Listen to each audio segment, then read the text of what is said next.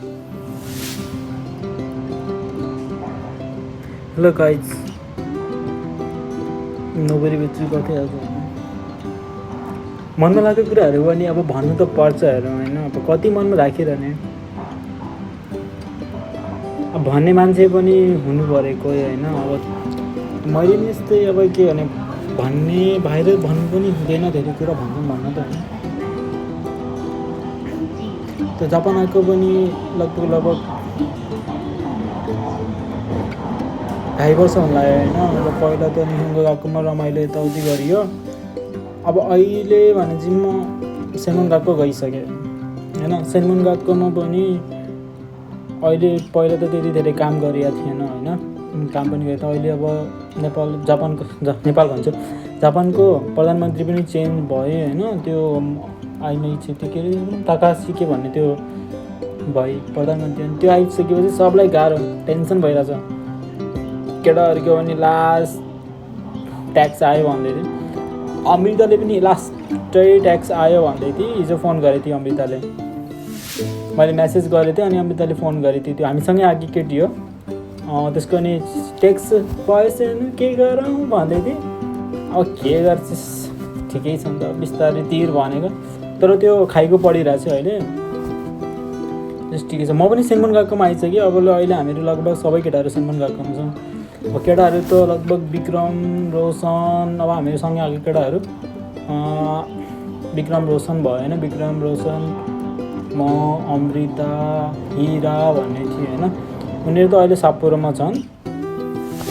विक्रम रोशनहरू सँगै बसिरहेको छन्। अब वरिपरि रुमहरू चाहिँ केटा कहिले कस्तो जान्छु म।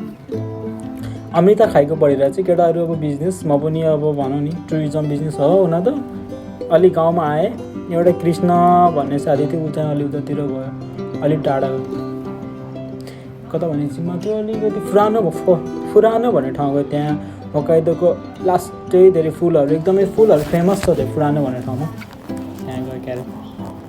अहिले त्यही हो, सबैलाई गाह्रै छ अहिले।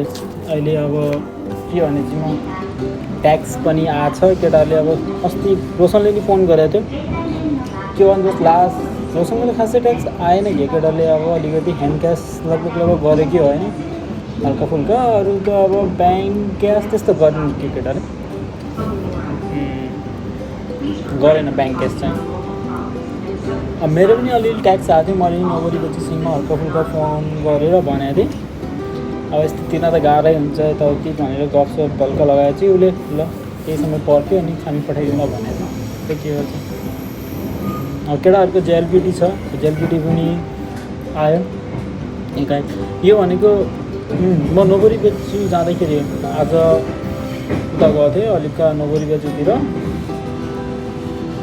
काम भन्दा नि अब त्यस्तै 7-11तिर बोलाएको थिएँ एकजना साउ भनौँ नि त्यतिकै कामसम्म।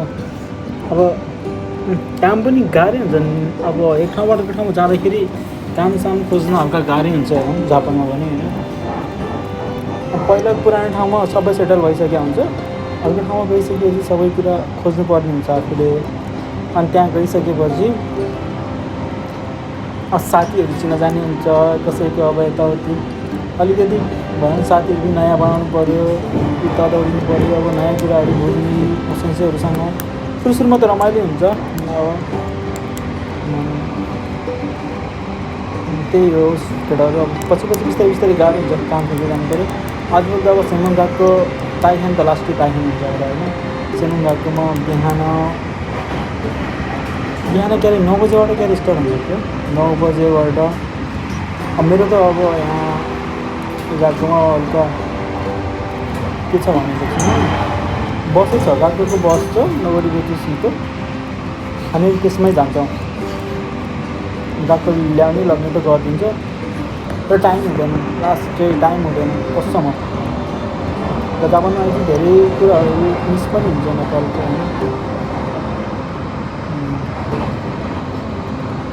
अब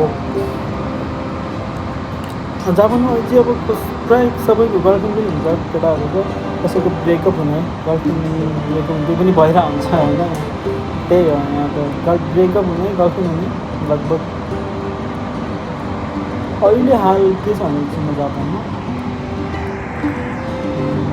मेरो मेरो मेरो के छ भने चाहिँ मेरो चाहिँ अहिले अब मैले काम एउटा काम त गरेको छु, यी जग्गामा गरिरहेको छु। अब यी जग्गामा त्यही हो, केटाहरू अब हल्का हल्का भाँडासाँडा माझ्ने, अब होइन भाँडा माझ्ने, डेली यताउति हेल्प गर्ने, त्यही काम हो। त्यही काम हो घरको छेउमा होइन।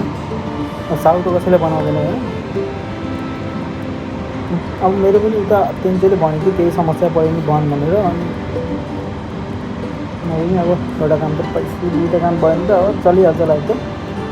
अब त्यही हो, सेन्ट गएकोमा लास्ट इक्जामहरू हुन्छ, सर्भिस सेचिब्रु भन्ने हुन्छ होइन। त्यसको पनि सब त्यही नै, यताउति पढ्नुपर्छ, त्यही नै भयो। सङ्के गो केन्जियो गो भन्नेहरू हुन्छ होइन, पोलाइटहरू पढ्नै पर्छ, त्यो नि गाह्रै हुन्छ। अनि अरू हाम्रो साथीहरूको लगभग ठिकै छ, केटाहरू काम त गरिरहेको छ, हल्का ताकिन नै छ उतातिर होइन। सापुरतिर केटाहरूले काम गरे भने पनि तर गाह्रै छ लास्टै।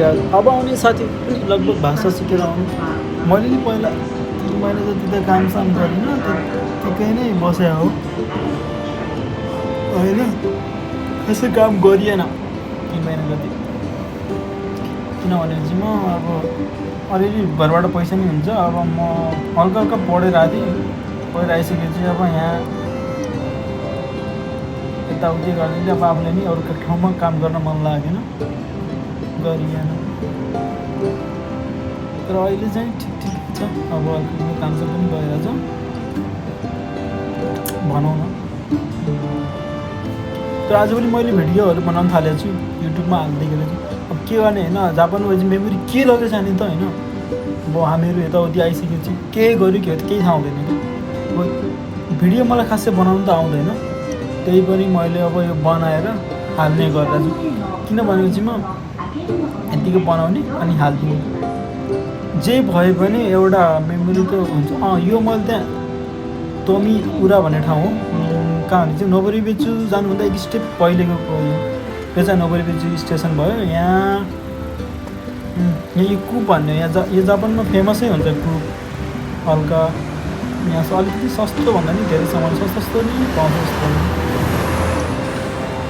यो नोबोरीबेचु हो, यहाँ खारुनिसु ओन्सेन भन्ने पनि छ। यहाँबाट लेफ्ट साइड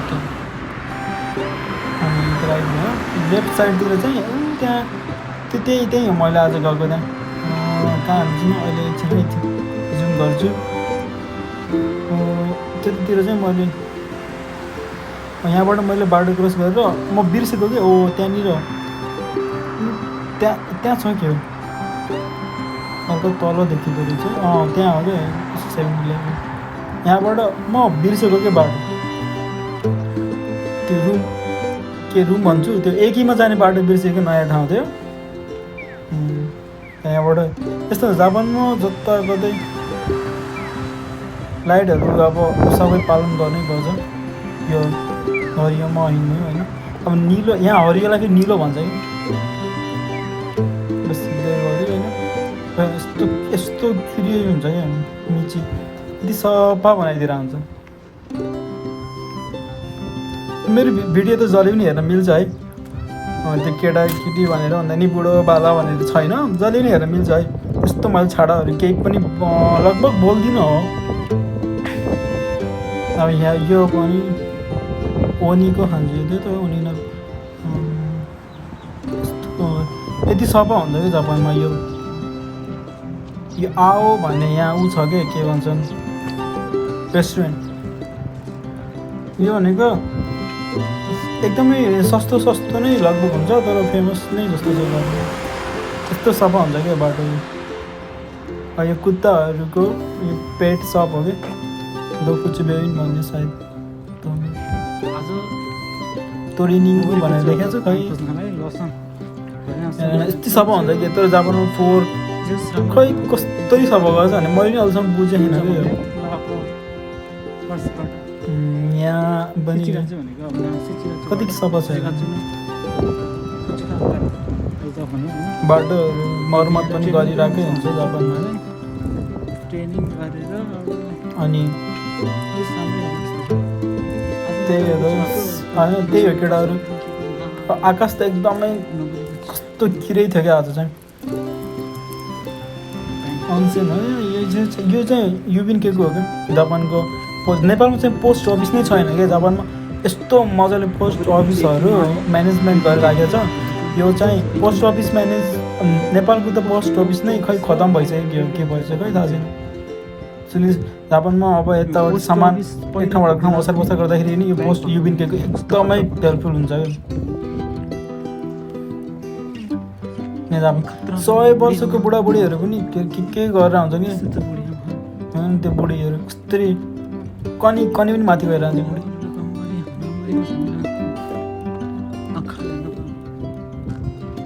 यतापट्टि रुममा केटाहरूले के गरेर अझ रेकर्डै भइदिन्छ।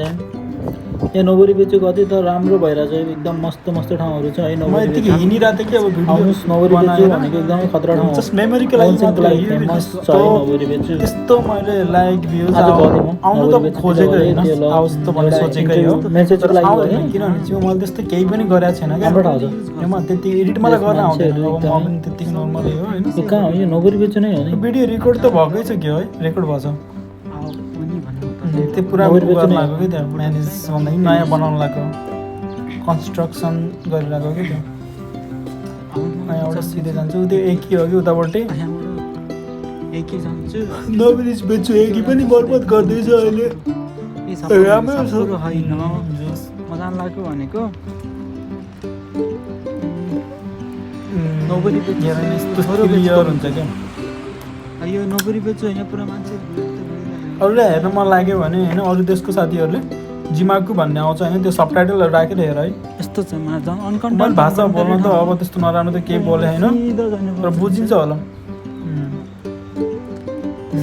मैले हल्का हल्का सिकिरहेको छु कसरी अब बनाउने भन्ने कुरा। टाइम पास जस्तो त होइन तर फ्री टाइम हुन्छ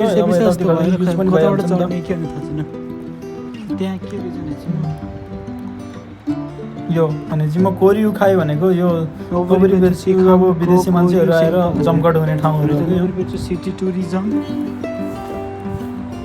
एक्सचेन्ज। तर यसरी बनाउँछ है विदेशीहरू। नेपालमा यति कुराहरू कमी छ क्या नेपालमा त खै या के कसरी बनाउने कसले के गर्ने मलाई पनि थाहा छैन। कमी कमजोरीहरू खड्किन्छ क्या यहाँ कस्तो म्यानेज गरिदिन्छ क्या पार्किङहरू सबै कुरा म्यानेज छ यहाँ। लास्ट मेहनत गरेको जापानिजलाई त्यस्तो भन्नु केही हुँदैन। पैसा लग्यो यताउति गरेर हेर्ने यस्तो ट्रकमा बेच्न मिल्छ कस्तो राम्रो हुन्छ। यतै भन्छ कि जापानिजमा बाटो बिर्सेर कता जाने हुन्छ। यो चाहिँ अब म फर्किँदाखेरि हो होइन फर्किँदा जाँदाखेरिको अलिकतिको भएछ है लास्टमा परेछ। किन एकदम क्लियर नै थियो कस्तो राम्रो भ्युजहरू त्यो। यो अब यसपछि ठ्याक्क नोबरी बेच्यो आउने क्या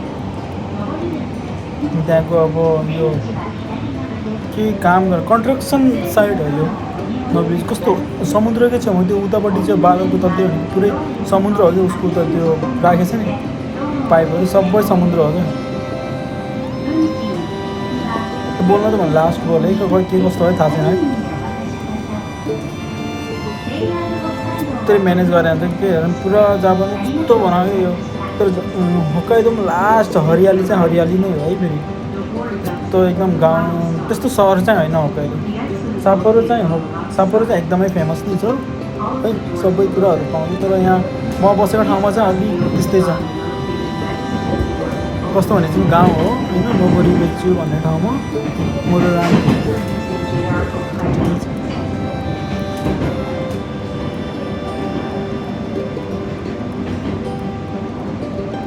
सब अब यहाँबाट नि थाहा छैन क्या मलाई कता के कता भन्ने कुरा। अनि त्यत्तिकै केचेस गरेर यो नोबरी बेच्यो नै हो। नोबरी बेच्यो पुग्छ क्या अब र म नोबरी बेच्छु पुगिसकेँ रोकिन्छ क्या ट्याक्क भएर अनि ओर्ली अनि बाहिर सक्यो।